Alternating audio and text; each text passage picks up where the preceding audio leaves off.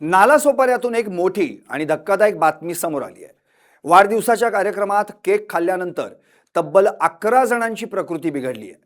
नालासोपारा पूर्वेतील नीलकंठेश्वर इमारतीत शनिवारी ही घटना घडली। केक खाल्ल्यानंतर 11 जणांना विषबाधेची लक्षणं जाणवू लागल्यानं त्यांना तातडीनं नालासोपाऱ्यातील विजयलक्ष्मी रुग्णालयात दाखल करण्यात आलं। सध्या त्यांच्यावर उपचार सुरू आहेत।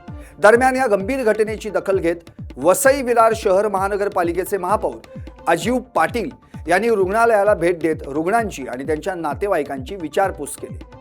बाधितांना महानगरपालिकेकडून सर्वतोपरी सहकार्य करण्याचं आश्वासन महापौरांनी दिलंय। या घटनेनंतर महानगरपालिकेच्या आरोग्य यंत्रणेला चौकशीचे आदेश देण्यात आले आहेत। नेमका हा केक कुठून खरेदी करण्यात आला, केकचा नमुना काय सांगतो आणि 11 जणांची प्रकृती नेमकी कशामुळे बिघडली याची तपासणी आता महानगरपालिकेकडून करण्यात येणार आहे।